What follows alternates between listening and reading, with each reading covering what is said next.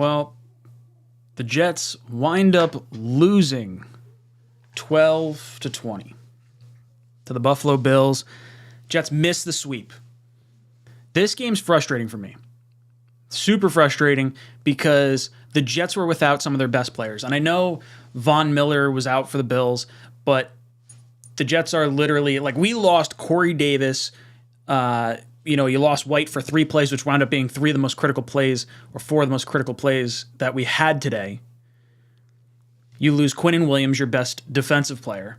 So you're down, okay, let's lose our best offensive player, let's lose our best defensive player, let's lose our quarterback. That's what the Jets were dealing with today. And they still had a shot. That's what pisses me off. That's why the loss to Minnesota last week and the drop from Berrios in the end zone was just so massive, because this allowed for that wiggle room of potentially losing this game. You tell me before this game that Josh Allen goes for 141 yards. Their top receiver is Dawson Knox with 41 yards. Top rusher is Josh Allen with 47 yards. I'm telling you, the Jets win this game all day. No questions asked. This game was determined because of Jets' issues, Jets' self-inflicted wounds. And I guess the wounds of, like, injured players, so, like, losing, Quinnen Williams and Corey Davis and Mike White for those plays, Fant for the little bit that we lost him for. You think about how critical those plays were that White got knocked out in those two drives. No one's going to test this dude's durability or toughness or whatever you want to talk about. Kid's tough as nails. The fact that he came back into that game is incredible. But you look at the first time he missed, 2 plays, and Flacco throws the one pass, wide open Conklin down the seam. Like, this is going to be a monster gain. Flacco misses the pass. It's like, all right, well, that sucks. Like, we don't want to see Flacco in there again. Then both Fant and White get knocked out in the same play. Dude hung in there and just took a shot. Both get knocked out in the same play.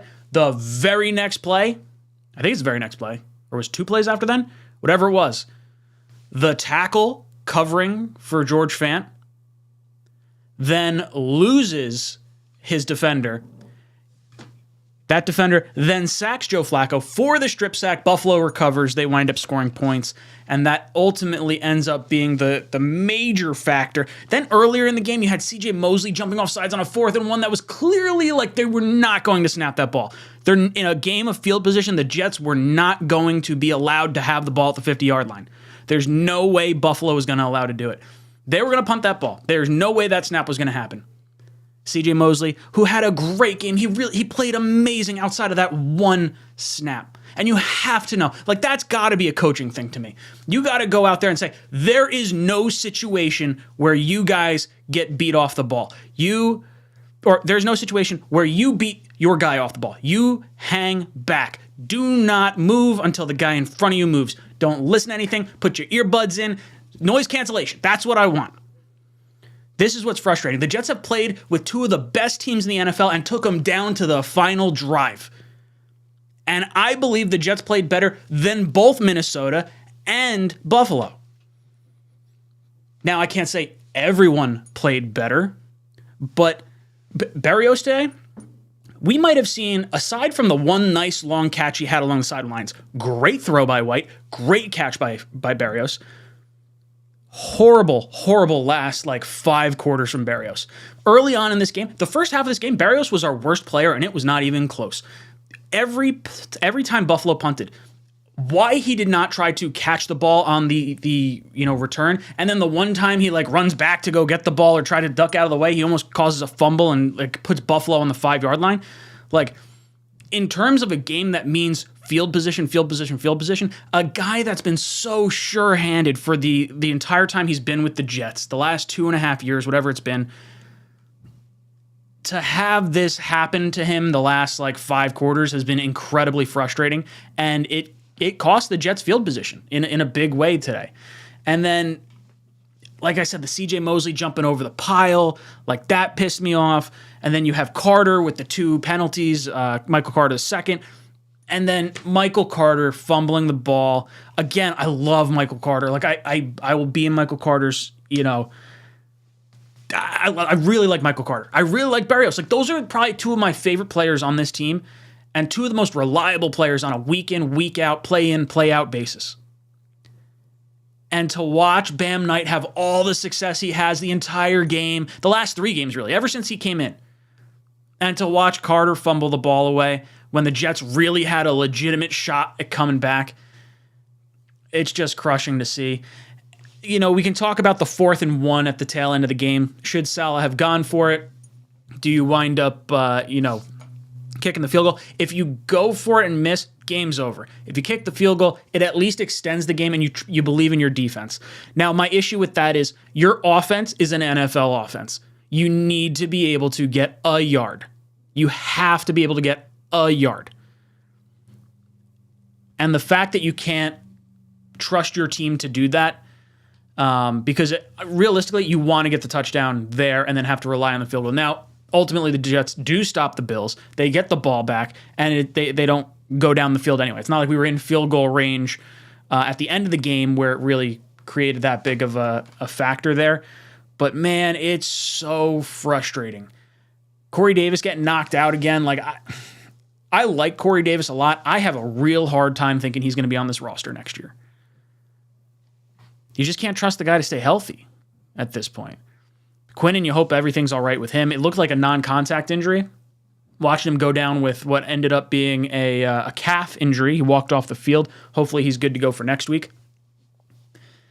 The Jets have put themselves in a situation now at 7-6 where there is a really good chance you need to win out to make the playoffs. And for me, I don't want this to be like all the Zach fanboys coming out and saying, oh, well, Zach could have won this game and he would have done this and he would have done X, Y, and Z. And like Mike White was on pace. If he doesn't get knocked out, there's a really good chance he has 4 300-yard games in his 6 starts. And not to mention one of those other 6 starts, he got knocked out in the first quarter when he had 95 yards and a touchdown. Like, Mike White is the guy.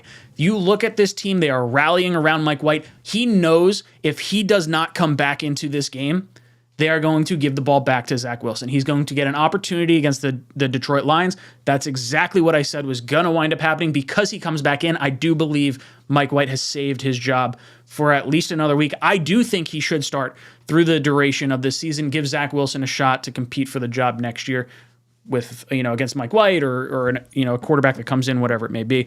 I don't want to see Zach Wilson again this season. Unless like the wheels totally fall off, Mike White is easily the best chance we have at winning. The reason we are losing is not because of Mike White. We are losing because of self-inflicted penalties. How many times in the beginning part of that game did we have a false start from Corey Davis or a holding penalty on I don't know if it was Connor McGovern or Herbig? It was early in the game. You have a holding penalty. You are now back 1st and 15, 1st and 20, like constantly in third and like long situations. They had it up at one point. I think it was just before half. The average down and distance for the Jets' third down plays was 9 yards. And that's not, like, if you look at the plays, I'm sure all the Jets' plays were pretty much going forwards aside from a few bad sacks from White. But like, I don't know. It really sucks to see this happen because I really think the Jets are the better team overall. The fact that you could go into Buffalo against that weather, against a Super Bowl like favorite like that, like if you're picking a team, it's them and it's the Chiefs from the AFC. Those are the 2 teams you're probably picking. And then in the NFC, you're looking at like probably Philly, Minnesota, and Dallas at this point. And the Jets took these teams to the final drive. If the Jets had this level of quarterback play throughout the duration of this season, they likely beat the Ravens. They likely beat the Patriots 2 times. And then the fact that you lost to Minnesota and the Bills would not be as critical as it is right now. The fact that you have to really hope to get these next 4 wins to have a shot at the playoffs, because now we don't control our own destiny. We need to hope for other teams to win, or other teams to lose at this point, and I guess other teams to win. If the Patriots win and they tie us, we do not own the tiebreaker because of the strength of, or not strength of schedule, sorry, the head-to-head. The Bengals and the Ravens are the same situation as well. So we need the Patriots to lose. This is absolutely critical. Forget the division, forget anything like that. We're just hoping to get into the playoffs. If the Jets miss the playoffs at this point, while I consider this season a success overall based on preseason expectations, it will be a bitter taste in my mouth because it definitely felt like the Jets were one of the top 5 or 6 teams in the NFL total. Like if you're looking at teams that like other teams do not want to play in the playoffs, it's the Jets. Like that is the team that it will start and end with because of how violent this defense is and because of how efficient the offense has started to operate. You need a horrible weather game to slow down this offense. And Mike White still had, a better game than Zach Wilson almost ever had. Mike White's my quarterback. He's quarterback 1 in my eyes, and I would be very upset if anything happened where they decided to pull him later on. V-Man drops in and says, of course, Murphy's Law hits the Jets. Anything can go wrong, will go wrong. Better beat bottom feeders in Jags and Lions. My bad luck plagued the Bills. Dude, the Lions look like they can cause some problems. Now, I do think we have a really strong defense, so I think we can squash some of what we saw against Minnesota today. So you got to win those 2 games. I mean, you look at what Trevor Lawrence did today. He had 3 or 4 touchdowns, and the Lions, they're not as easy as they were at the beginning of the season. When you're looking at the schedule at the very beginning, you're saying, okay, the Jets are now going through a semi-tough gauntlet right here. Like these are guys that are starting to, get in a little bit of a rhythm here. Now the hope is you catch a Detroit team coming out of a dome in cold weather. You catch a Florida team in Jacksonville in cold weather. Like these are the opportunities that the Jets are going to have right here. And you got to hope you can take advantage of it because right now we have not been able to do so. The Art of Pimpin' says, once Quinnen went out, I knew we were going to be in trouble. Lawson can't be back at $15 million a year. I'm getting close to being done with Lawson. Yeah, look, I like Carl Lawson, but because of the emergence of all these other pass rushers, I mean, you look at, obviously Clemens didn't play today, but you have Jermaine Johnson getting a safety on a blocked punt today. That was huge. I made it a 2-score game. Like that changed how this game could have ultimately finished up. And if Michael Carter doesn't fumble, that may have been the catalyst to really trigger the comeback that we wanted. Then you look at guys like, Huff and the rest of the D-line. Like that is why Lawson's going to be expendable. And because of his play or level of play that we've gotten out of him, he's not worth the $15 million. If he wants to renegotiate, come back on a cheaper deal, I'm all about it because I really do like Lawson a lot, but I would be surprised if we brought him back.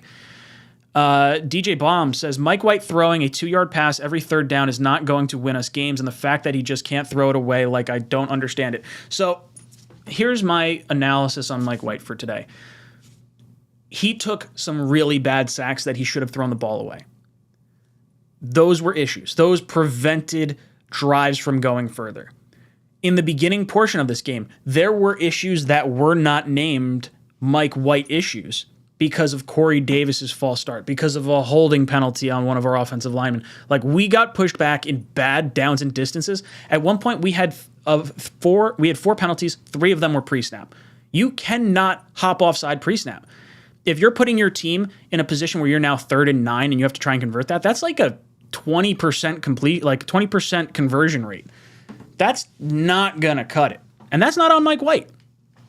Him needing to throw it away, important. 3rd down, 2-yard dink and dunk throw. Look, I understand how frustrating it is. Trust me, I get it. But in this kind of weather, against this kind of team and the way your defense is playing, you have to play the downs and distances. You have to play the field position game. And as frustrating as it is to see like a 3rd and 20 and there's a 2-yard dump off, the chances of you getting 20 yards versus the chances of you getting an interception, you got to weigh that difference, or the chances of getting a fumble or something like that. You live to fight another down, and you trust your defense to get a stop. And for the most part, the Jets' defense did get a stop, aside from self-inflicted wounds. C.J. Mosley, Corey Davis, Braxton Berrios. Like these guys that are normally reliable, just mental lapses in judgment, slight issues that are causing this team to lose. This is the 2nd week in a row where we had an opportunity to score a touchdown. Now, granted, this week with the Berrios throw in the end zone had a much higher likelihood of either being intercepted or having Berrios get his head taken off. But that hit him square in the face. That ball could have been caught. Would have been a hell of a catch. It's just frustrating. When you have Garrett Wilson and Elijah Moore, why is Braxton Berrios getting the ball that needs to be the play that has to happen? We have better players on this team that deserve that look more than Braxton Berrios, in my opinion. And this is someone that really likes Braxton. I don't have an issue with him. I want him on this team. I don't want like that to get twisted at all. But when the game is absolutely on the line, I'm not sure Berrios is the number I'm calling right there. I don't know. Just frustrating to see. Max Riggs says, end of the day, Wilson was able to beat the Bills. Oh, shut the frig up. Max, I'm sorry. I'm done with this. That was the worst fucking $2 super chat I've ever received. The fact that you're saying Wilson was able to beat the Bills with 150 yards passing, like, it's not Mike White's fault. Like, it's not the quarterback's fault that we did not win this game. We were in position to win. We had everything there. It was pre-snap penalties. It was friggin' a fumble by Carter. It was an offsides by CJ Mosley. Like, you don't do this, you absolutely win this game. Absolutely win this game. There's no shot Zach Wilson has half the yardage that Mike White has today. I would be thoroughly stunned if Zach Wilson played and the Jets were to have won. Mumtaz says, Mike White rocks. No argument. Carter and Flacco fumbles killed us along with fourth quarter sack that Mike White took. Should have thrown it away. Our O-line really is patchwork line. We need to improve it in the offseason. Yeah, I mean, look, you're missing your top guard. You lost your top right tackle in Fant and your quarterback in White on the same play, and then immediately had the tackle give up the sack and the quarterback give up the fumble. Like, immediately, like those two injuries, the injuries for me are absolutely number one on the list. Like, there's self-inflicted wounds, but then there's also just like Quinnen getting knocked out. Like, immediately defense changed. It absolutely changed. Like, Quinnen was worth his weight in gold based on his injury today. The dude got 2 sacks, was completely dominating the Bills' offensive line. They couldn't do anything with Quinnen in there. It took a penalty by the Jets for them to have a shot. And then it took another penalty on Carter to give them another shot. Michael Carter II did not have a good day.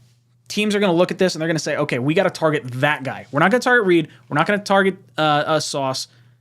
We're going to target Carter. Until they prove they can prevent those types of plays or he can stop the penalties, that's the weak link in the Jets' secondary armor right now. The offensive line, brutal. Absolutely brutal. The right side from McGovern, Tomlinson, Brown has been rock solid basically the entirety of the beginning part of this year, for the most part. No, obviously Brown went down for a little bit there. But yeah, this offensive line is patchwork. And I like Herbig. Right tackle is an issue. But when you don't have AVT and you're playing a guy fresh off an injury in Fant, and a guy that got injured in this game in Fant, and you're trusting them to go against one of the best defenses in the league in Buffalo, it's just not going to end well. And the only saving grace I can say about this whole game and season and the sort of funk situation that we're currently in is that with no AVT, no Becton, no Breece Hall, some of those players and issues there. I just want to see us get in the playoffs. I want to see us win games. I'm not expecting a Super Bowl. It's not like there's, Super Bowl or bust expectations right now. But you can see how much talent this team has and how much more talent it's going to have when you get your 2 best offensive players back in Breece Hall and AVT next year. And let's talk about Bam Knight for a second. Is there anyone better as, an undrafted running back right now than Bam Knight? Dude, this guy is legit. What did he have today? He had 71 yards rushing and 6 yards receiving. I thought he was going to get another 100 burger. 77 yards. Dude is an animal. It felt like every time he had the ball, Now, he finished with 4.2 yards a carry, but it felt like every time that he had the ball in his hands, he was rushing for like 9 or 10 yards. It was a constant like big chunk, big chunk, big chunk. And what's nice now is when you go into next season, you're going to have Breece Hall slowly coming back. He's not going to be ready 100% at the start of camp. I'd be very surprised if he was. But then you get to lean on Knight and Carter. Knight and Carter? I would take Knight and Carter even if we didn't have Breece. But Breece is so good. Like we're gonna have arguably the best running game, the best running back room, 3 deep of any team in the league. But yeah, the fourth quarter sack from Mike White, Mumtaz, that was the other one. I don't like. He had a few sacks that I was just spitting nails at. And I was like, there's no reason to take that sack. And I don't trust Zach to not take those sacks. I actually think Zach would probably have more sacks because of the way he holds onto the ball. I don't know. Mike White's my quarterback moving forward right now. He has shown me enough grit and toughness that I want to see him a little bit more. Willie Vision says, Flacco and Carter fumbles and bad O-line and injuries equal a loss.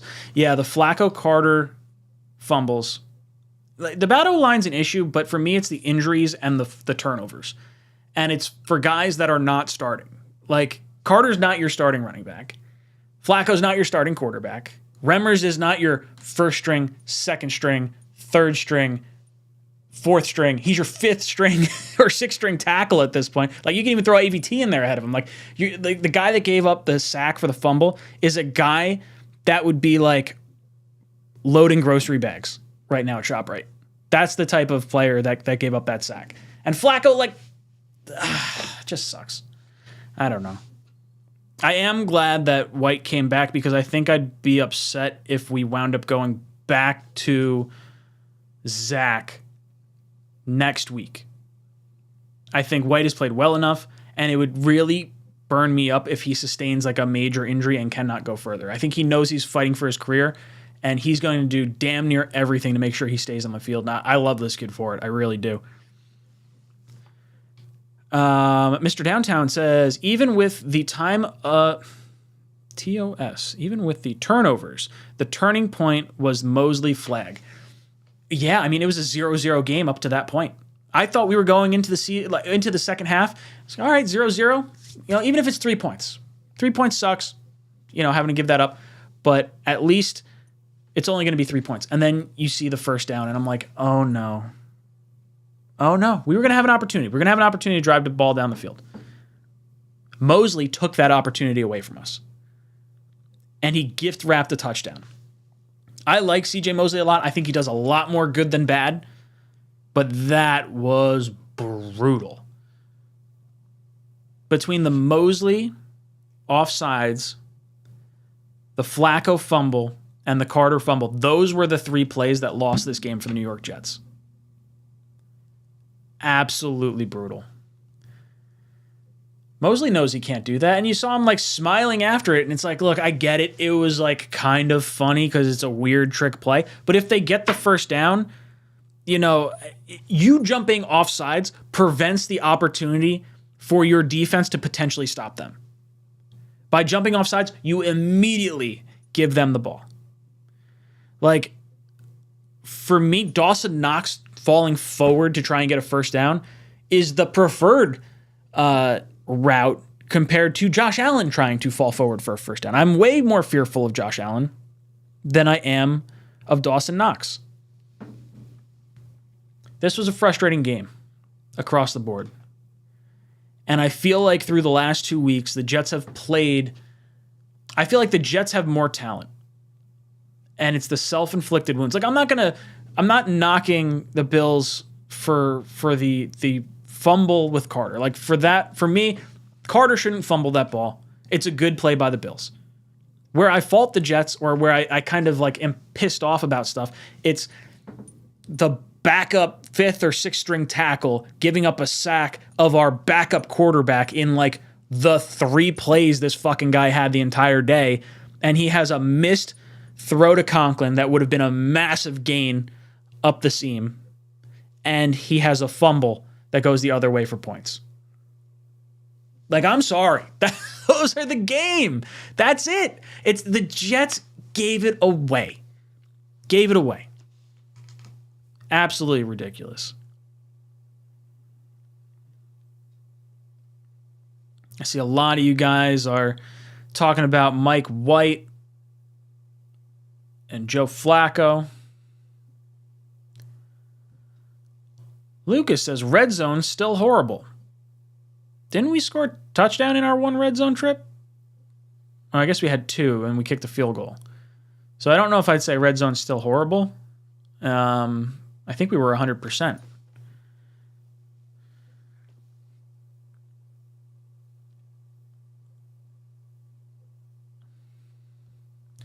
So Joey Eddy giving people something to think about. They say the Mike White people don't want to hear it.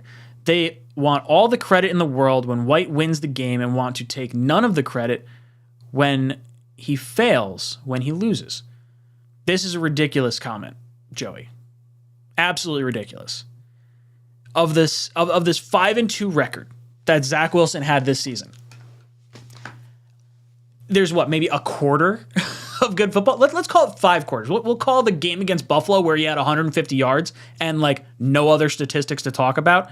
He had 2 good runs on third down in that game. 2 good runs on third down. That's it. Those were the contributions of one Zach Wilson. If you're saying Zach Wilson 5-2, Mike White 1-2 facts, yes, those are facts. That is not context.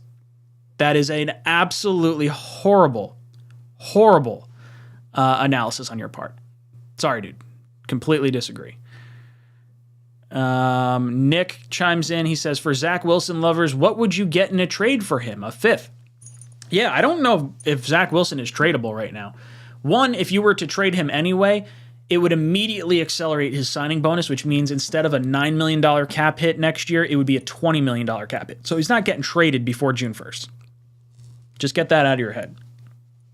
But what would you get for Zach in a trade?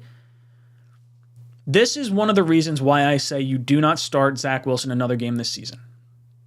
If you go into spring and summer, you're talking after June 1st is when you could theoretically trade Zach Wilson and recoup something. That's when his value could be the highest. We're going to go into next preseason. We're going to fluff up his numbers as best we can, the same way we did with Teddy Bridgewater. We signed Teddy Bridgewater just to get a draft pick back. He was going to rehab with the New York Jets. We were going to make him look good, and we were going to trade him to some other team, wound up being the Saints, for a draft pick to recoup some of the draft ammo that we gave up to get Sam Darnold. That's what happened. With Zach Wilson, you're probably going to do the same thing. You're going to go through training camp.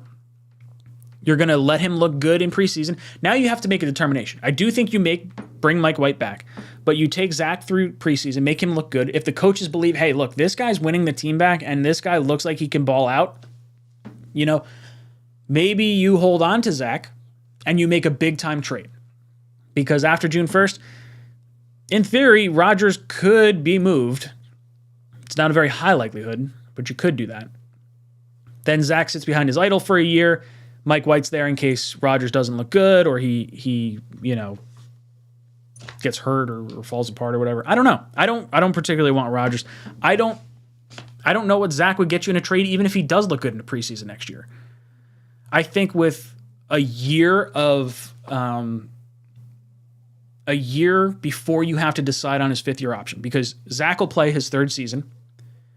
The team who has him, whether it be us or another team, after that 3rd season has to decide, hey, we're going to exercise the 5th-year option. With Sam Darnold, we traded him after year 3. The Carolina Panthers had to decide that offseason if they wanted to give him the 5th-year option. They did, and then they saw him play horribly.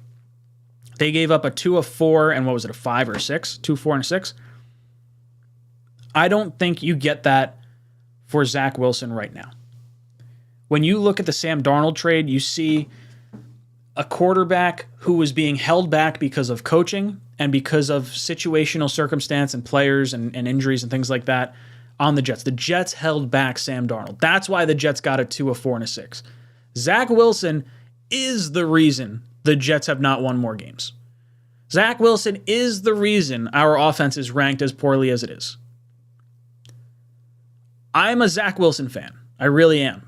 But let's be real. Zach Wilson will not net you a second, a fourth, and a sixth round pick the same way Sam Darnold did. And I do think that Zach Wilson has more potential. He has more elite upside. I do think you could, if he looks good in a preseason, net a second round pick. I think a team will jump at him to get 3 years of reasonable contract because they may like 3 years of Zach Wilson potentially compared to maybe if it's a team sitting in the 20s this year. Oh, I guess it would be next year, right? But a team sitting somewhere in the mid to late 20s where they're not going to get a good quarterback in this draft. Maybe Zach Wilson is better than quarterback 5 or 6 in this year's draft. Or maybe you've seen enough of Zach Wilson, you say, hey, it's not worth it. I don't know. I think the whole Zach Wilson trade thing is going to be interesting to see what winds up happening. I think he's going to be here for next year, though. Mumtaz says, if Josh Allen couldn't run, Buffalo would have had a losing record. Our D stops everyone, and then that guy runs third and longs into first downs. His legs win games. Yeah, he's one of the best quarterbacks in the league, if not the best quarterback in the league. I firmly believe that. Josh Allen is one of my favorite quarterbacks to watch as well. And it not when we're playing him, don't get me wrong, but he is an incredible talent at quarterback, and what he can do and the way you have to defend him opens up some longer runs. Like the Jets rush 4 to drop 7 to allow the coverage to kind of, prevent him from really beating us deep. But by doing that, it opens up massive running lanes. You don't have a guy spying him. I would like to see that consistently happen because I think when you spy a quarterback like Lamar Jackson, like Josh Allen, like some of these mobile guys, it gives you the ability to maybe instead of a 3rd and 12 or whatever it was on that long run you're talking about, Mumtaz, where he jumped over 2 dudes, maybe you wind up stopping him for a 3rd and 4 or a 4th. I guess it would be a 4th and 4 at that point. I don't know. It's frustrating. Josh Allen's a great quarterback, and losing to that team doesn't hurt, but the way we lost did hurt because it didn't feel like we were the worst team. It felt like we just got screwed by a few things. Daniel says, get the best quarterback later. Do the best we can now. Yeah, you got to do the best you can now, and White gives us the best chance to win. Daniel says, I have hopes for Jets, Zach or no.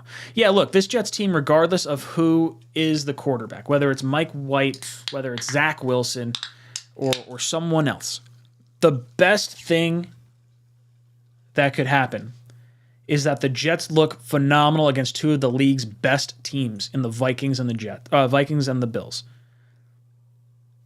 Now other quarterbacks are going to see that. I still think there's a non-0% chance that Brady comes to New York. I don't particularly want it, and I don't want to sell my soul for it. I don't want to win a ring that way. But I'm reading the tea leaves here, and it feels like a Mike White getting retained and a Zach Wilson sitting behind Tom Brady and a bringing in of Tom Brady to try and win a ring against Belichick type of feel. That's my gut at this point right now. I know Jet fans are going to hate that.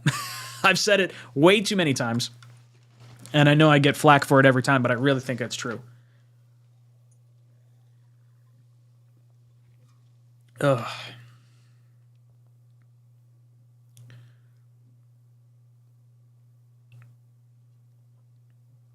What are you guys talking about in here?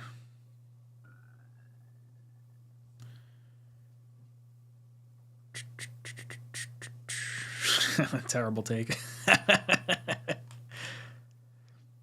Let's talk about this real quick. Brett Larson says, Brady doesn't want to play with this terrible O-line. This O-line is why Zach is scared and why White is in the hospital. This isn't going to be the offensive line that whoever the quarterback is next year has to play behind. You're getting AVT back. You're getting Becton back. And at the I think all of us would be really shocked if the Jets added 0 offensive line help. Just from guys coming back healthier, this line's going to be better. It's not going to be worse than we thought. I would be surprised. I really think I think this is an area he's going to want to come because of the chance to go against Belichick. He tried to cheat and tamper and get his way to Miami this year just so he can go against Belichick. He has the opportunity now to potentially come to New York, a team that Belichick hates beyond all rationale. Belichick hates the Jets. He may hate other teams, but it's the Jets that are really like the brutal team for Belichick that he would love to just annihilate into the ground. So if Brady winds up winning like a division or like getting us to the playoffs, breaking the drought, like it's gonna hurt Belichick and like the Patriot fan base. That part of me would warm my heart a little bit. I don't know. Steffler's mom. It says Mike White is playing great football. We just have to get healthy and keep building through the draft. Zach can learn a lot from Mike White. Yeah. Mike White playing well doesn't mean Zach Wilson's story is over. If I were the Jets, I would look at Mike White, if I'm Joe Douglas, and I say, hey, look, let's give you a 1 year, it'll be written out as a 2-year, $20 million contract for Mike White. It'll be fully guaranteed $20 million over 2 years, and it'll be like a $10 million cap hit this year for 2023 and for 2024, but it'll be like a void year in 2024. So that way the Jets could not franchise tag Mike White in the event he were to play well next year, and they'd have to work out a long-term contract at that point. That's how I see this playing out. I see the Jets signing White, and then I think you kind of figure out where you go from there. But yeah, getting healthy, continuing to build this thing through the draft. If Mike White can provide you the floor or near the floor of what a Jimmy Garoppolo could provide you, which I think he does. I was very on board the Jimmy Garoppolo train until I saw Mike White play these last few weeks. Mike White, to me, is exactly the quarterback to have as a baseline. Like, we should get better play than what Mike White is providing for us, or at least like more, maybe a dynamic play. And if the floor is Mike White, this could be a Super Bowl caliber team. It's a Super Bowl caliber team this year, and let alone all these guys getting an extra year of experience. Now you're going to lose some guys. You're going to lose guys like Lawson. You're going to lose guys like Curry, possibly Corey Davis, and it's going to shift the way things work across the team overall. But yeah, I agree. If you continue to build through the draft, I think there's a lot that can be learned here. Daniel Faust says, I like the Brady idea. I'm going to hearken that over to this other comment from Brett. Where did I see this? He's asking, do the Jets have the money to pay Tom Brady? I honestly have no idea. So the cap is a myth. I know the cap really well, and every year it blows my mind how the Bills, the Chiefs, the Rams are able to sign guys to monster contracts and continue to keep playing. What would have to happen would be Tom Brady signs a contract and it would be a multi-year deal. It would, for all intents and purposes, be a single year deal, but it would be worked out like a 3 or 4 year contract where that cap hit, like let's say Brady takes $25 million. He's never taken top 10 money in his career. I don't know what he's currently at, so maybe he's in that threshold right now, but I think he wanted to prioritize winning over money. So if he were to come to the Jets, let's say it's like a 1 year, $25 million deal, but the Jets give him like a 5 year, $25 million deal. Now you got $5 million cap hits for 5 years. Like that lowers everything down. I would think they're going to restructure CJ Mosley. He's going to create some cap relief for us. You cut Corey Davis, you cut Carl Lawson. Like the Jets will be fine in terms of cap space because you're focusing on retaining your own plus bringing in a quarterback. So I don't think they're going to go the Brady route. I think it's definitely in the back of their mind, though. I just don't want to have to win a ring like that. I want a ring, but not that way. Adam says Davis is very important to our team. Perfect security blanket. I really like Corey Davis. My issue with Corey Davis is that he was a loved target of Zach Wilson, who I don't think we're going to go back to. I don't believe Zach starts for us next year. His cap hit isn't bad, but I think he falls on that list of players that, like, you're looking at the receiver room. You got Mims under contract. You want to get you want to get Garrett Wilson the ball. You want to get Elijah Moore the ball. Barrios is under contract. Like, you have all these guys under contract. Davis is the one that saves you money. I'm okay foregoing Davis and putting Mims out there in the hopes that Mims could be, the guy, unless Davis wants to restructure and come lower. I don't know. I would be. I like Corey Davis a lot, but I get the feeling he's probably not going to be here very long. Oreo says, how about trading Zach Wilson and Becton in a deal?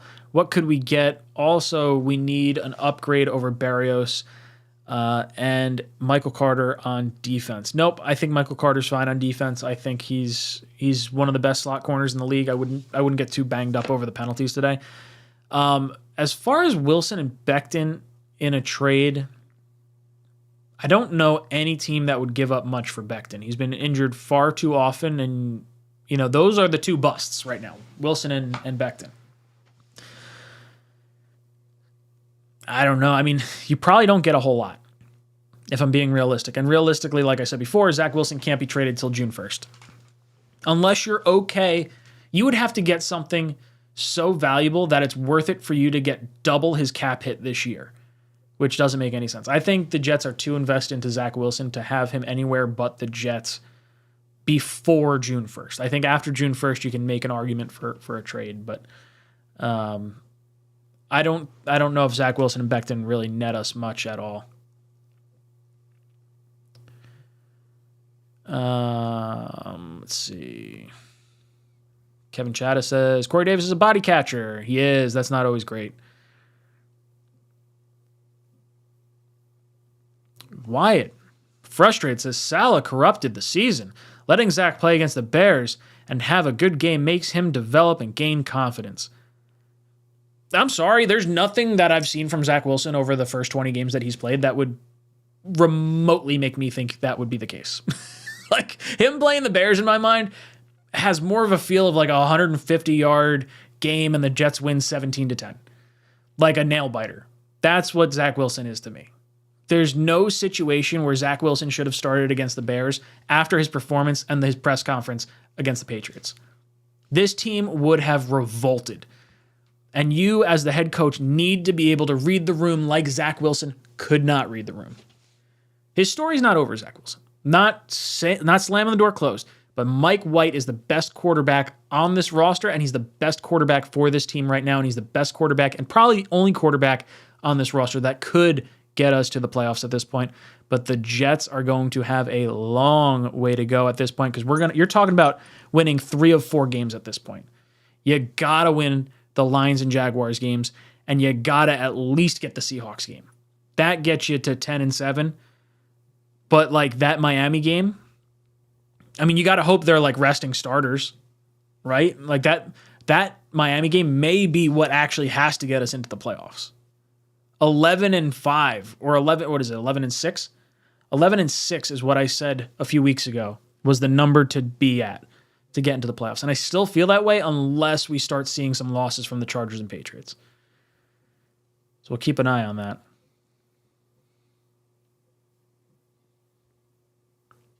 Nah, Wyatt saying, okay, so yeah, let's have this conversation now. He says, you were the same people praising him after the first Buffalo game. Yeah, praising Zach Wilson for going 155 yards and not throwing an interception is just a sick fucking joke.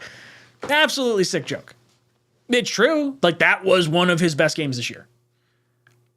What does that tell you about your franchise quarterback at number 2 overall? Like, I'm sorry. There's no part of me that looks at Zach Wilson right now and says he's a better quarterback than Mike White or that he would do what Mike White has done. If there were better conditions, he had 268 yards, right? Is that what it was? 268 yards from Mike White today. We were 32 yards away from 4 of his first 6 starts being 300-yard games. With one of those other starts being a game he got injured and threw 95 yards and a touchdown before the first quarter was done.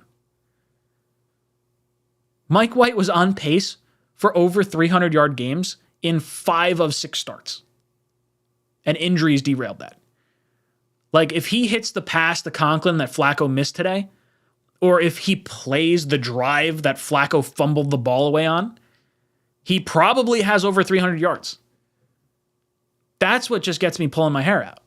Now, I think if you want to have an argument over should the Jets look for a new quarterback because of durability issues with Mike White? I mean, maybe.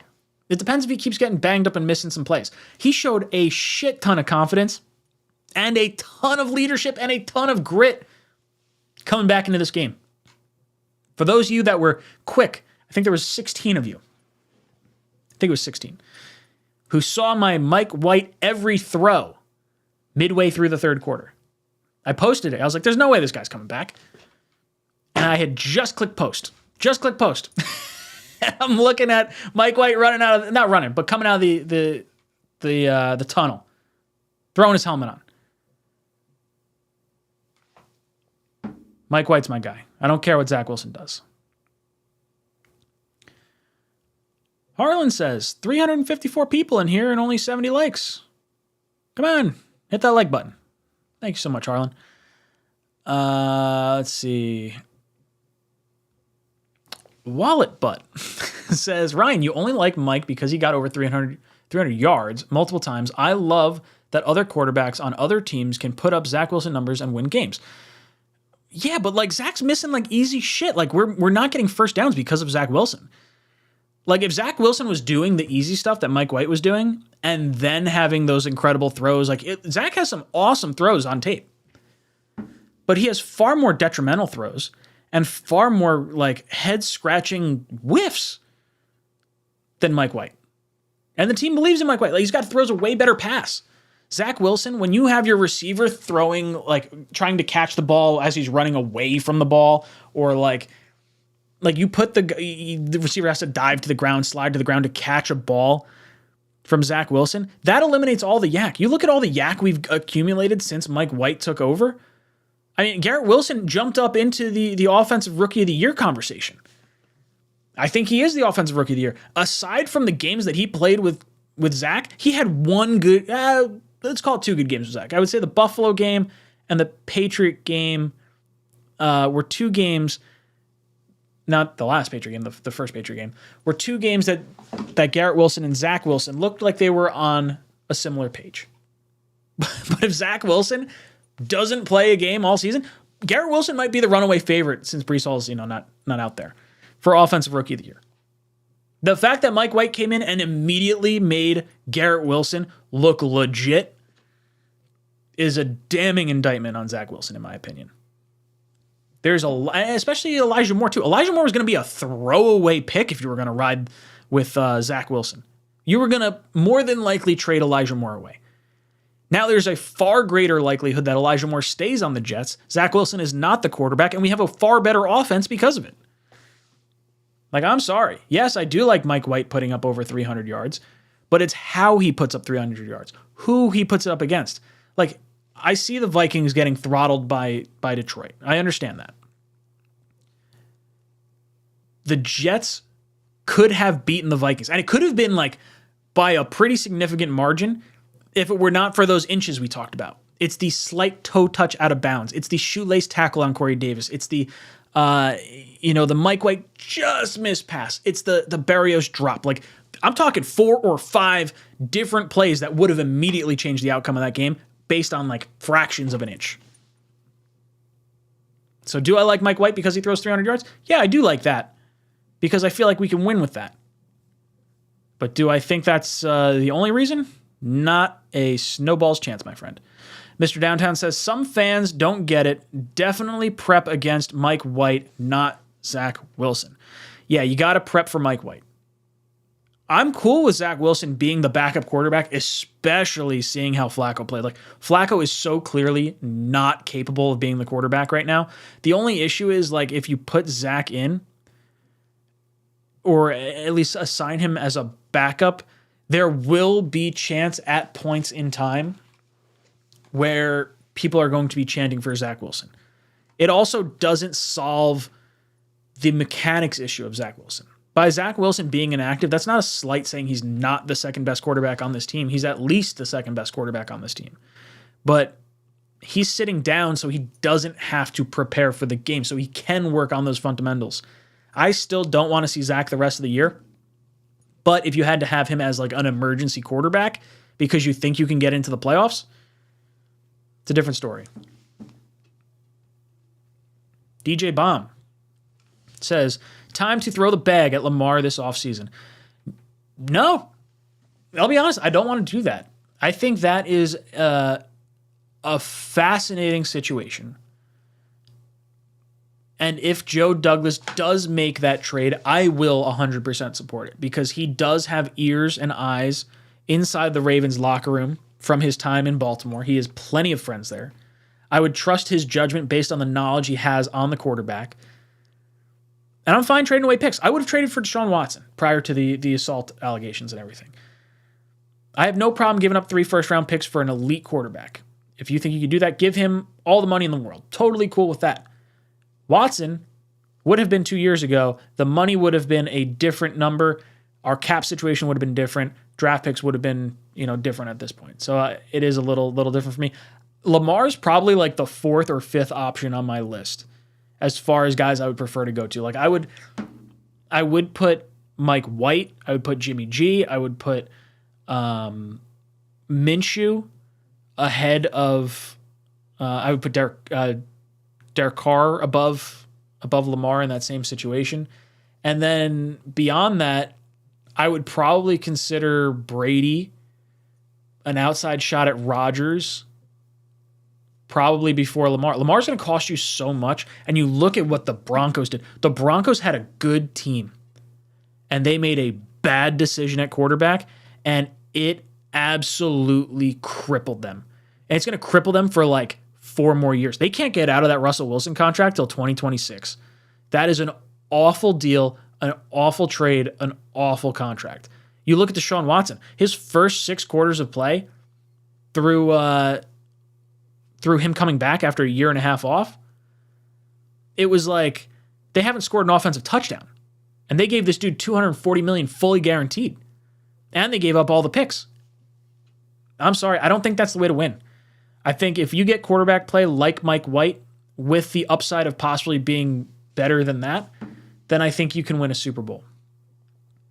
And that's me not being like anti-Lamar so much as it is me anti-Lamar's price. It's the cost of trading for him. It's the cost of the contract. And it's what it would mean. Like maybe that means not signing Quinnen Williams long-term. Maybe that means, letting some guys walk in future years. And I don't particularly want to see that because I haven't seen enough from Lamar to make me think he's a Super Bowl quarterback. I think when there was a stat that was on TV, I think it was during the Bears game when Justin Fields wasn't playing, the only quarterback to win a Super Bowl, I shouldn't say the only quarterback, the quarterback to win a Super Bowl with the most rushes in a regular season is Russell Wilson, and I think that was like 69 rushes. Don't quote me on that, but I think that's what that is. Now let's just see what Lamar Jackson's stats over his career as far as rushing attempts goes.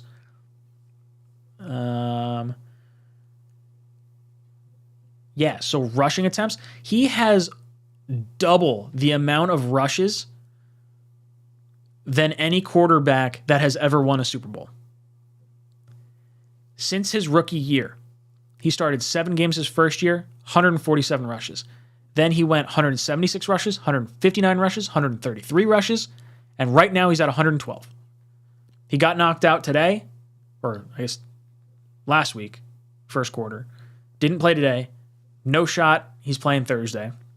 They're saying he might come back for Christmas, which means realistically, he will again have double the amount of rushes that the best rushing quarterback to win a Super Bowl ever had. That's what scares me about Lamar.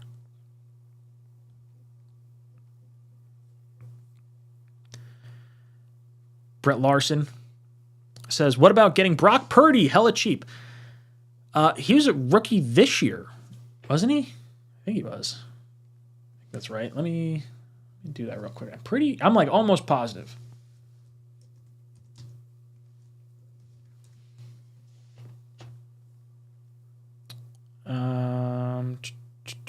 Yeah.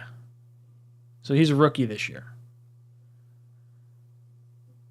There is no way on God's green earth that I want to go after Brock Purdy for cheap. For me, I'm looking at the big fish. If you want to go after, I would rather go after Lamar than Brock Purdy. Not that I think they would really be trading him anyway.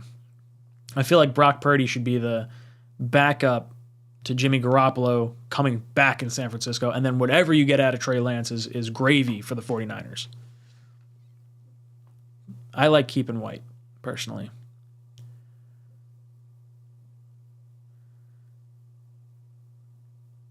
Jay says, what's the obsession with Jimmy G? I don't want Jimmy G anymore. I 100% did. Like, Jimmy G for me was the baseline. And if Zach plays better than Jimmy G, that's great. Jimmy G was the safest, highest floor quarterback, but his injuries scare me. And I think because of the play of Mike White, I think Mike White is around the same floor as what a Jimmy Garoppolo could provide to you, with a higher ceiling, because we just don't know what we have out of Mike White just yet. So, obsession with Jimmy G, knows the system, played with the Patriots, may want to go against them for trading him to San Francisco. Knows the coaching staff, knows the players, knows Benton, knows Tomlinson. Like, it just feels like it makes sense. That's where the obsession of Jimmy G comes in.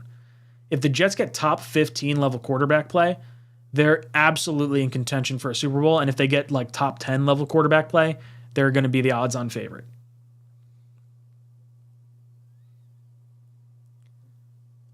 What else are you guys talking about?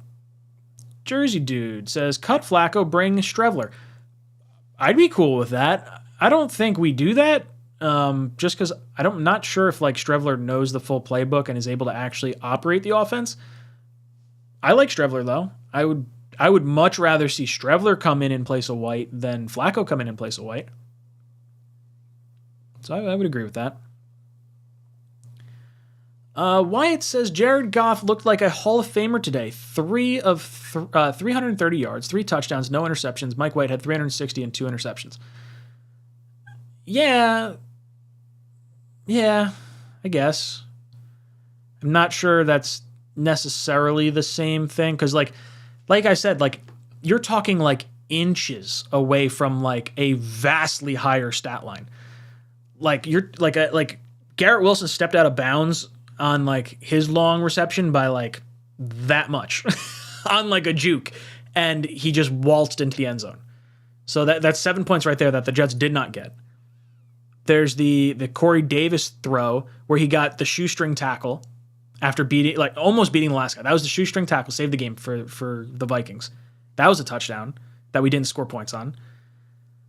The long bomb from Mike White to Garrett Wilson on the right sideline was like on Garrett Wilson's fingertips.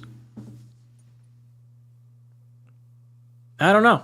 I completely disagree, Wyatt. I think the Vikings defense is bad, and the Jets were in absolutely perfect situations last week to win that game and could not execute. Not being able to execute in the red zone was our biggest issue, but like, we're talking a game of inches. Game of inches. And you're talking about Mike White having like close to probably 500 yards. Like, that's because the Garrett Wilson one, when he stepped out at probably the 10, 15 yard line. So let's add 15 yards there. Corey Davis, I think, got tied up at like the 17 yard line. And then Garrett Wilson, that would have been like a 75 yard touchdown. That's like, I'm sorry. That's an enormous difference there. Joe Eddie says, Mike White or Zach Wilson is a huge choice. I wish it wasn't so huge. I don't think it's really that big, because Zach's going to be here next year, and it's just a matter of re-signing Mike White at this point. Joe S. says, you can look back at the Vikings game as a costly loss. Yes, I 100% agree. I said at the time, I told Greenbean this. We did on our Talking Jets panel. It was just Greenbean and I this past week. I told Greenbean, us losing to Minnesota pisses me off, because that was the buffer game needed to absorb a loss to Buffalo, because there was no way we were going into Buffalo and I was feeling confident of us sweeping the best team in the league. I think Buffalo's the best team in the league. I don't know if they're right now, but prior to season, I would have considered them the best team in the league. Easily a top 3, 4, 5 team for sure. Like, should be a Super Bowl favorite along with the Chiefs in the AFC. For me, that Vikings game doesn't do a lot if we win this game.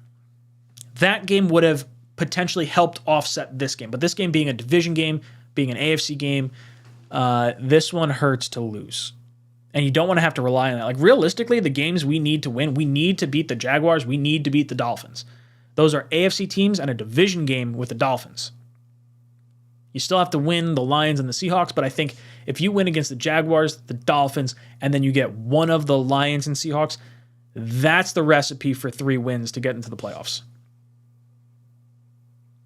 And now our best chance to win, I do think, are the Lions, the Jaguars, and the Seahawks prior to the Dolphins. But I get the feeling that last week of the season, we're going to get some 2015 vibes. And because we did not win one of these last 2 games, really because we did not win 2 of these last 4 games, that's going to be the issue. Losing to the Patriots after 2 weeks off and only having 2 yards in the second half, that's the crippling loss that will prevent us from making the playoffs, because that lost us the tiebreaker. After Zach lost us the tiebreaker, or lost us the other Patriot game just before the bye, 2 weeks before the bye. So the Jets got to go on a win streak right here. Jets got to sack up, figure it the fuck out. I don't know if they do it. They have a lot of grit. They've shown that fourth quarter comeback mentality. Even today, they weren't out. This went all the way down to the final possession.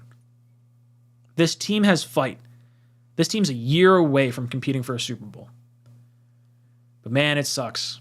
This loss might mean not good things for our playoff situation. We went from like a 75% chance of making the playoffs at one point, I think it was before the bye week, to I think we're sitting at 40% chance, depending on what happens with the Chargers and the Patriots here. I don't love that. I do not love that at all.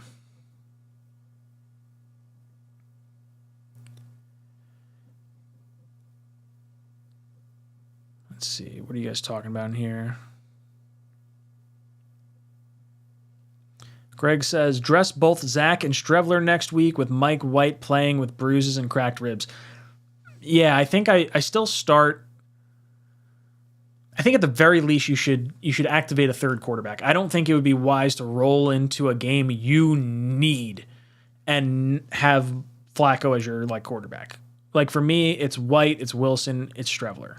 Like, I saw today, Flacco is toast. Absolutely smoked. Cheeky Button says, Mike White showed his toughness today. That's our quarterback. He showed grit. Him coming back onto the field, it triggered a sense in me similar to if any of you younger guys have seen the Steve Young run, you'll know what I'm talking about. The older guys know what I'm talking about. I wasn't even alive for when this run happened, or at least I wasn't cognizant of it happening when it happened. And he runs and gets the first down, puts his body on the line. For me, Mike White put his body on the line knowing if he doesn't come back into that game, he gives the GM, he gives the head coach an opportunity to open the door back up for Zach. He's playing for his career. He's playing for his livelihood. And Mike White, with his back against the wall, had the Jets in position to win this game on the final drive. Mike White's my quarterback. And I would prefer him to be the low end of the potential quarterback talent for next year.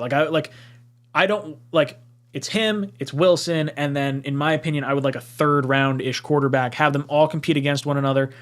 You go into preseason, you let Zach, ball out against scrubs in preseason.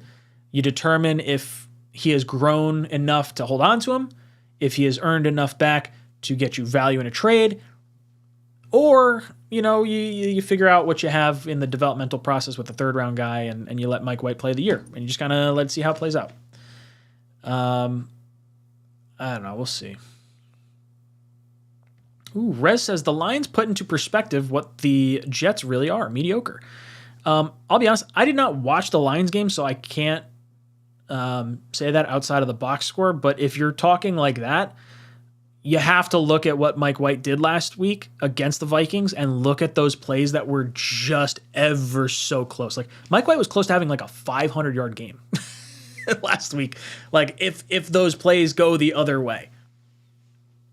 I don't think the Jets are mediocre. Jets have a mediocre quarterback situation with a bunch of injuries. Like right now, we are down our best two offensive players. Actually, our best three offensive players. Although I guess Garrett Wilson has, elevated his play above that. But Breece Hall, AVT, and Corey Davis are three of our best offensive players that we've had through the duration of the season, with the exception of Garrett Wilson kicking it into gear now. Quinnen Williams now out.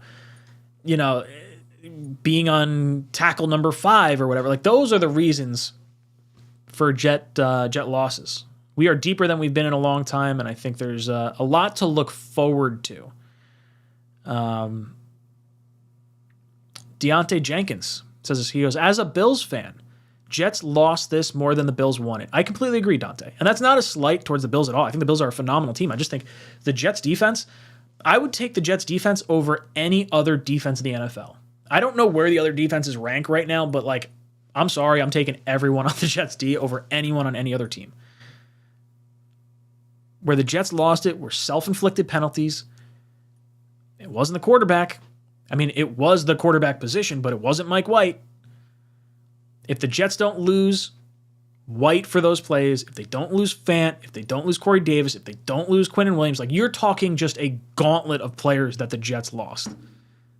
And they still had an opportunity to win it on the last drive. Mr. Recht says the fumbles today were horrible.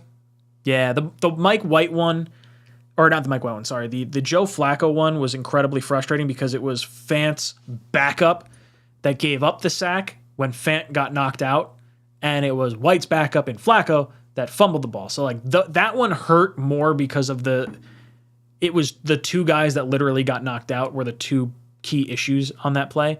And the Carter one, I love Michael Carter so much. For him to have that fumble there and for Berrios to drop the touchdown last week, if you have those two plays back, there's a really good chance that the Jets are walking away with 2 wins the last 2 weeks. That's what I'm saying. These losses are not on Mike White. At all. I mean, you want to give some share of credit or some share of the blame for Mike White last week not being able to punch it into the end zone. Totally understand. Completely get that. But I do think we played well enough to win in the other plays that happened that it just, it's a game of inches. We say that all the time. Jingle Dub says makeshift offensive line. Yeah, they were saying this is the 7th different combination of offensive linemen through 12 games or through 14 games. Oh, I guess it's 13 games. 13 games? 7 and 6? Yeah, because we had a bye week. Week 14. Ugh. Joshua says we are going to draft quarterback definitely in the 2nd round, but with the offensive line being frustrating, I would shop Becton. I don't hate the idea of going with a high upside guy in the 2nd round because we should be picking somewhere towards the middle to back end of the 2nd round. There's other positions I'd like to target. I want a tackle, I want a linebacker, I want a safety, I want a center, all before I really want to spend a higher pick on a quarterback. But because you can get a linebacker, because you can get a center a little bit later in the draft, that could open up that 2nd round pick for me. I feel like the 1st round pick, I don't know. I guess it depends who's there. Could I see a situation where the Jets take a quarterback at in the 1st round? Yeah, I could, but I think at that point, then you're definitely throwing Zach Wilson out. My opinion is with the number 2 overall pick being invested in him already, I think maybe 2nd round. 3rd round to me feels like the sweet spot where it's not so much pressure that you have to be okay, we're totally done with Zach Wilson now. I think they are going to want to give Zach as many opportunities as possible to try and win that job back, even next year as Mike White is the starter, potentially, if that's what winds up happening. And I think a 3rd round pick doesn't provide the same threat that a 1st round pick does while still improving your team. If you draft a quarterback in the 1st round next year, the chance of him starting and being the guy means you're throwing out a 1st round pick this year that could have helped you win a Super Bowl. So for me, I'm not about quarterback early on. I don't love that. Rags says, it's easier to ask for forgiveness than permission. I hate that we keep getting our goddamn bells rung, especially in the division. New England's a master of targeting. New England knows they have the best coach of all time, and they know how to take your best asset and remove him from the game. And Zach Wilson was so putrid through both of those games. Like, even the 355-yard game, like, it wasn't really a great game from Zach. Like, there were some really nice passes. There was, a lot of yardage and everything. But, like, 3 interceptions and 3 back-breaking interceptions. I don't know. I said it before. When Zach threw those, I thought 2 of them were all right decisions, but bad throws. And that's on the quarterback. I think if you have Mike White playing, I think we still win the Buffalo game, the first one we won, even though Zach was quarterback for that. Because I think we would have performed better overall. And then the Patriot games, I think you wind up winning. The Vikings game, it literally came down to the very end. But yeah, dude, Rags, I'm on the same page with you. I'm frustrated. It just sucks.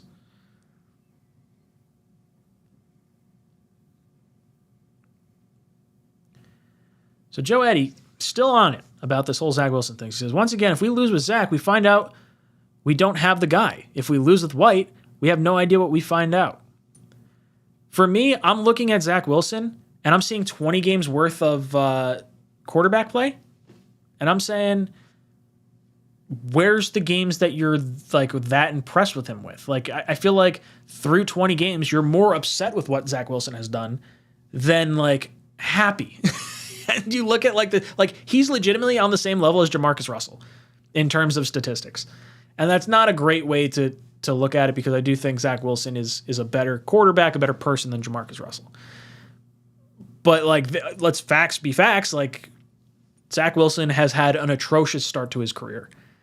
And it has been abundantly clear that every quarterback that has come in for the New York Jets that has been scheduled to start, like, I'm not talking about White against the Patriots, having his first drive after the Jets are already down by 3 touchdowns. I'm not talking about Josh Johnson coming in, halfway through partway through a Colts game or whatever. Every quarterback that is set to start has shown success starting at quarterback under Mike LaFleur. Even going to the Senior Bowl, when you're talking about Pickett and Ritter, those guys got drafted in part because of what they were able to do at the Senior Bowl and show off at the Senior Bowl. And I think the Jets and the staff can look at Zach Wilson. They've seen him through 2 years now. And I think there is enough that they have been able to see both from the players that are alongside of him, the talent this team has. It's not like a talent issue like with Sam Darnold, where I'm like, we just need to add more weapons around him. He's got no offensive line. For me, Zach Wilson is clearly the problem. He has been the Achilles heel of this team the entire season. And, now it's kind of been injuries and quarterback play. Those have been the 2 things that have really hurt us. And penalties. Talent-wise, I think we can stack up against any team in the NFL. I really do. Rag says, my bad, I meant quarterbacks. So he's saying, I hate that we keep getting our quarterbacks bells rung, especially in the division. Yeah, it sucks seeing Mike White get cracked like that. I give him credit for hanging in there, but that, there is an issue with that as well. You want him to be able to get the ball out either quicker or not take that kind of hit. By him missing time, and I'd have to go back and look because I don't think he completed either. No, he completed the one to Elijah Moore. So that was a good one to hang in there for. The second one, did he not complete it? I don't think he completed the second one where he really got taken out, because I'm pretty sure Flacco was still back on our side of the 50 at that point. Yeah. I don't know. Just sucks. It sucks. This team's way better. I think this team is capable of winning against any team. I really do. Let's see. Sports Frenzy says Zach would have folded down 20-3 at half. Yeah, I mean, you look at last week's game, 6-20 at half, or 6-22, or whatever the game was at that point. Like I have no faith in Zach Wilson whatsoever, aside from like beating a rookie quarterback in Pittsburgh. Like that's the thing we're hanging our hat on for Zach right now. I don't know. Wallet Butt says red zone play wins games. You're right. You got to be able to convert. When you get that close to the end zone, you have to be able to convert. And the Jets haven't been able to do it. Last week was the big one. What, they 1 for 6? Terrible. Jonathan says Joe Eddie is Zach Wilson's burner account. Yeah, it feels like Zach Wilson or whatever's hanging out there, really dying on that hill he is. That's all right. Rez says the Jets will finish a very disappointing 8-9. Yeah, like if I'm playing devil's advocate here and I'm looking at like the Lions and Jacksonville and I'm saying, okay, both those teams are playing a lot better right now. Not necessarily better than the Jets, but like they're definitely clicking a little bit more. And I'm looking like, okay, Miami's clicking. Maybe Seattle's the only win. That would leave an absolutely bitter taste in my mouth. Like I said, a decent season for the Jets is 7 wins. That was the floor. I was expecting 9 wins. I am expecting 10 wins still. I'm expecting a 3-1 stretch down this last 4 games. I think the Jets are good enough to do that. I think the Jets should have won 2 of the last 4 games instead of 1 of the last 4. And I think that's going to hurt us. I don't know. 8-9 will be so frustrating to see. 1189 Paris says, Ryan, you drunk with Mike White Kool-Aid. You should know that some quarterbacks take years to develop. Terry Bradshaw was horrible for the Steelers his first 4 years. What is that? I don't know what you're talking about. Zach Wilson's not the guy right now. Does not mean he's not going to be the guy. Keep him on the bench. Let him learn. He can take his time. We don't need to waste prime years of AVT and prime years of Breece Hall and Sauce Gardner on cheap deals to find out that Zach Wilson needs another year to sit on the bench. I don't know. I'm like, for me, yeah, I'm drinking the Mike White Kool-Aid because for me, Mike White is store brand Jimmy Garoppolo. And when I'm going into next season, I want my floor to be Jimmy Garoppolo because I think that wins a Super Bowl or at least has you contending for one. If Mike White can do that for half the price, yeah, I'm drinking the Mike White Kool-Aid. And I'm going to keep Zach as the backup because if Mike White goes down or gets hurt like he did today, then you throw Zach in and at least he's got good starting experience and he can at least make some things happen with his legs and like you have a puncher's chance at winning. With Flacco, you got no shot. No mobility, nothing there. So am I drinking the Mike White Kool-Aid? You're damn right. Well, that doesn't mean I don't want an upgrade as well.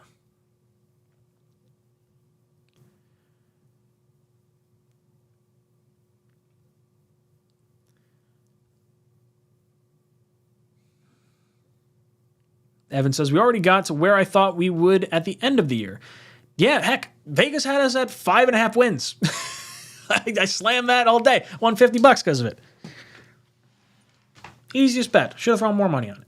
I don't trust our Jets. That's more so why I don't. But it was the easiest bet.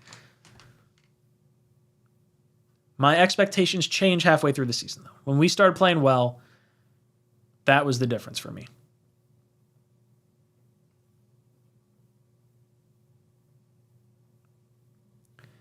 Joey Eddy says, yeah, but you have to drink heavily drink the Mike White Kool-Aid to say we shouldn't find out what we have in Zach. Why is that the case? Like, why are you so adamant that we won't find out or don't know what we have in Zach? Like, isn't there every possibility that the coaching staff does not like what they have in Zach Wilson right now for what they've seen through 2 years? Not to mention, like, not once have I said, like, don't bring back Zach Wilson. Like, I think there's going to be a situation, depending on what happens next preseason, for Zach Wilson. And if you were to think about a trade, you would not do it until the preseason when a team can see his trade value escalate. But, like, starting Mike White right now does not mean you don't know what you have in Zach Wilson. You very well may know entirely what you have in Zach Wilson. And it doesn't prevent you from keeping him on the bench. Like, I'm sorry. I'm glad you're commenting because I like having the conversation, but like I'm off on your stance right now. J.E. says, should the Jets position Strevler as White's backup? Not sure if Zach and Flacco can do it. I would not have Flacco as the backup at this point. I think through the few passes you saw from him today, he was clearly not the guy that could provide any kind of spark. I think Zach or Strevler could provide that spark. I think there is enough potential upside with those guys, even though the floor is astronomically lower than maybe what you may have with a Flacco. I would rather roll the dice on Wilson and Strevler because of their mobility and the playmaking ability that allows for. I would love to see that. I don't think it'll happen. Like, I don't see Strevler getting elevated above Flacco, and I don't know if I see Wilson being active while White is the starting quarterback. It's going to be fascinating to see what they wind up doing this week, especially since White's hurt. What else are you guys talking about in here?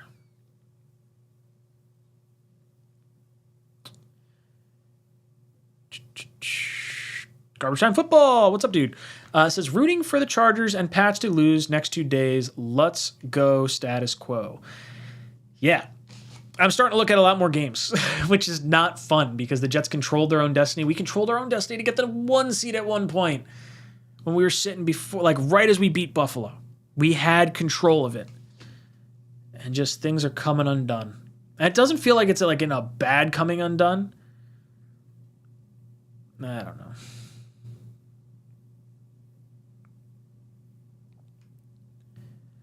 Bonkers says, I would love for Zach to become the guy. I don't think playing White now changes anything for Zach's long-term potential with this team. I'm on the same page with Bonkers, or Bonkertons, because I agree. I don't think playing White right now prevents you from playing Zach. Although if you bring Zach back in, I think it slams shut an opportunity for Mike White, who could still be the guy. Like I've seen way more from Mike White in his 6 starts than I have seen in 20 starts from Zach Wilson right now.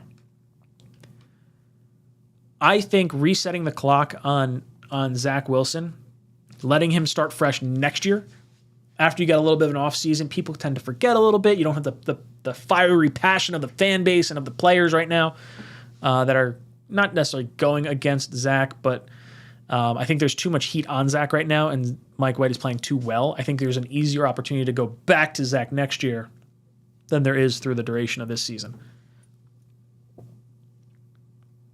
Joe S. says, Jets have too much talent to miss the playoffs.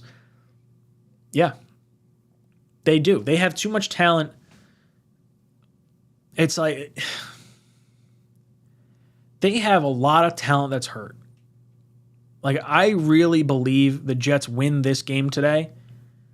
Realistically, if the Jets had Breece Hall and AVT for any of the division matchup games that we played outside of, like, we had Miami, that was it. I think we probably beat both Patriot games, and I think we wind up winning against the Bills today. It's just frustrating because I can see how good this team is, and it's right there. And they should make the playoffs. But because of injury, because of, learning to win, like young teams are going to have to figure out, it's going to cost us a playoff spot. And because of the 2 losses to the Patriots, which do fall on Zach, it's not entirely on Zach, but a large portion of it is going to fall on Zach. That's going to be the main reason we don't make the playoffs. The last gasp effort was putting Mike White in to try and save our playoff chances. And look, I think it was the right call. I really do. I think the team looks a lot better than it has. We're just playing better teams right now. Tate says, Ryan, don't you think Zach should at least be activated as a backup? I mean, Flacco is just horrendous. Flacco's bad. Mike White really didn't give you any fear of being injured now that you've seen him banged up, and he probably has broken ribs. I don't know if they've said that in any post-game press conferences yet, or if we know any diagnosis. But I would think because of Mike White's status right now, you will see Zach Wilson activated next week. I would prefer Flacco not be activated, but I also don't necessarily want to go back to Zach. I would prefer Zach really be like an ultimate oh no situation kind of quarterback. I don't know.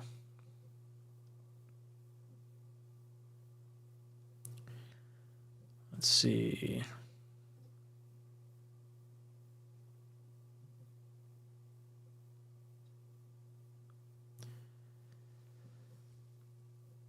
Oh, what are you guys saying here? Bonkertons says, I know we're missing Becton and AVT, but I'm convinced we need to go O-line in the first one more time, take a linebacker round 2, protect our quarterback, whoever it is. I trust Joe Douglas to make the right move. For me, if I'm looking at one free agent out there that is not like on our team, like obviously I want to bring Huff back, I want to bring back Mike White, players like that. I'm looking at Jack Conklin from Cleveland because they cannot franchise tag him. He's got void years on his contract. He will be a free agent. I'm looking at him and I'm saying I want him as my right tackle next year. I'm not bringing back George Fant. I don't know what the health status of Max Mitchell is going to be with the blood clot thing going on. Becton, you cannot rely on. I plug in Jack Conklin. I have a lock at starter at the right tackle position. Then you allow yourself to have Becton or Mitchell or whoever learn and be the backup behind Conklin. On the left-hand side, you already have Brown under contract through all of next year. If he decides to not hang up the cleats, which I hope he doesn't, I hope he does come back next year, you have him as the quote-unquote potential starter coming in day one with Becton going up against him. I would try to bring in an additional tackle as well in some capacity, but I would like that to not be in the first round. I think Joe Douglas is a savvy enough talent scout, especially on the offensive line, that he can hit outside of the first round on offense, on the line in particular. Matt B says, wife forced me to go Christmas shopping. Thank God. Oh, Matt, can't go Christmas shopping when the Jets are playing football, especially when we're in like a playoff hunt. What are you doing? What are you doing? That's what the internet's for. Ablab.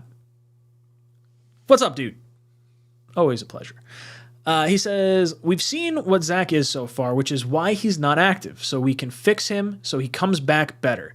Dude has played in 16-plus games. Let's have faith in the plan. When he's ready, we will see him. Ablab, I completely agree. I am 100% in agreement with this. I think there is plenty to see from Mike White that you question, like, can this guy be the dude? I have more faith in him potentially being the dude than whatever we're going to see from Zach Wilson in these final 4 games. For me, it makes more sense, like Ablab's saying, to hold Zach Wilson back for these 4 games. If you want to have him active, as an emergency option, totally cool with that. You can even list him as like the 3rd string option. So it like appears he's clearly lower on the list. But then allow yourself the opportunity. If a quarterback gets hurt, it's like, hey, we're not putting in Flacco. We're going to throw Wilson back in. Totally cool with that. No problem. No questions. But I do think allowing Zach to sit and not prepare for a game, because if he's a backup, he is now prepared to or I shouldn't say prepared, but he's now not focusing on the footwork, the mechanics, the things that are issues with his game right now, and he's focusing on the opponent. And I think that's why they are deactivating him. So that's kind of where I'd like to stay on that. I would like to keep Zach inactive and allow White to finish out the rest of this season. And then you let these guys go through a quarterback battle next year. I think the best thing we can look at is like, look, with like average quarterback play, which is what I believe Mike White is providing us right now, the Jets can go toe-to-toe with any team in the league. That's what we've seen from Minnesota and the Buffalo games these past 2 weeks. And even the Patriot games the 2 weeks prior with Zach. Like, you could see bottom rung, below average, like worst quarterback in the league quarterback play, and the Jets are toe-to-toe with the Patriots as well. So I'm with Ablab on this. I think he makes a lot of sense. Joe S. says, how old is Conklin? I think he's 28. Maybe he's 30? He could be 30 now. 28. Let's see. He was born August 17th, so he'll be 29 at the start of next year. I'm fine with that. I think tackles can play a lot longer than most other positions. Garbage Time Football says, Salah needs to be in the O-line's faces and motivate them to keep Mike White's jersey clean next week. Their defense blows, and we should be able to protect him. Next week should be a big Bam night game. Every game from here on out is going to be a big Bam night game. This dude is ripping off yards at a clip, and if we had stable offensive line play, think about how much worse this offensive line would look if you had a quarterback that held onto the ball longer than 2.5 seconds. That was the difference. You saw the change in offense because Mike White is making reads a lot faster. You saw Tony Romo talk about it today. You saw the processing power that he had. Keep our quarterback clean. Allow some holes to open up. We're not going against a top-level defense anymore. These next 4 games out, Jets have to take advantage of it. Have to take advantage of it.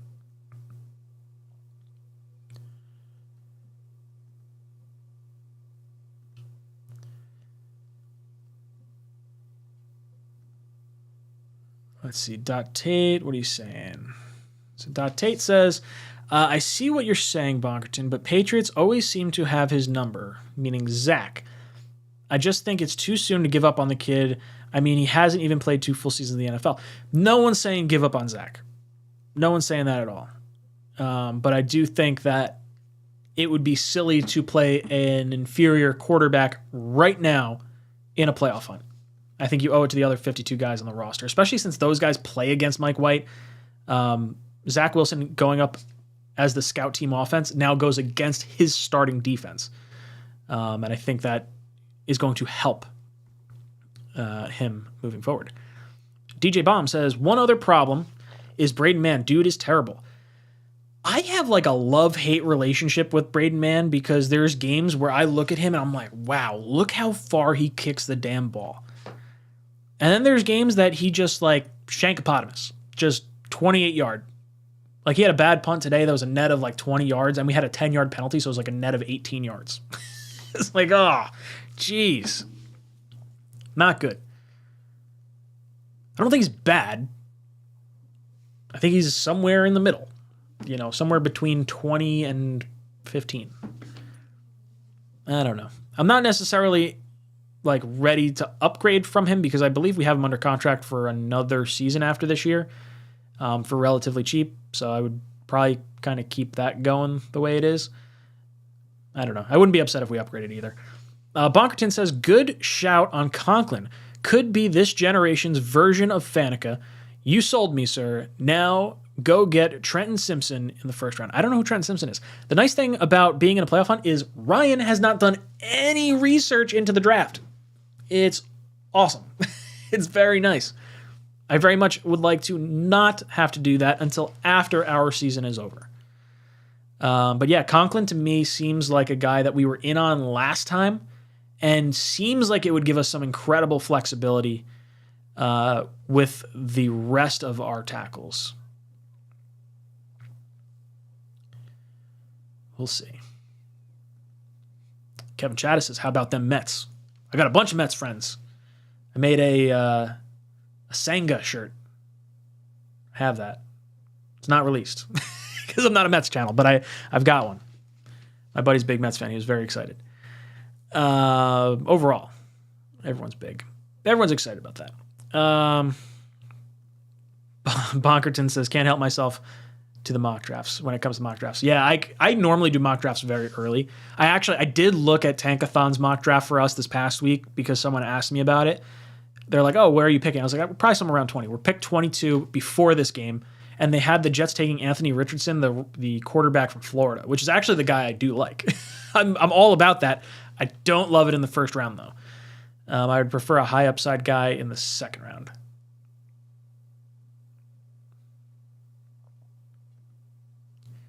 Michael says, if we take care of business the next few games, we should be okay still. Sadly, it doesn't.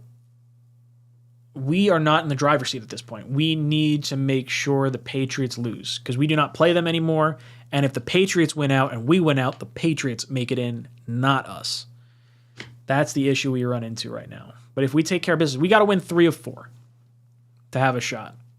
7-10, or 10-7, sorry, might get you in the playoffs. Might get you in the playoffs. 7-10 for the Patriots will probably get them in the playoffs.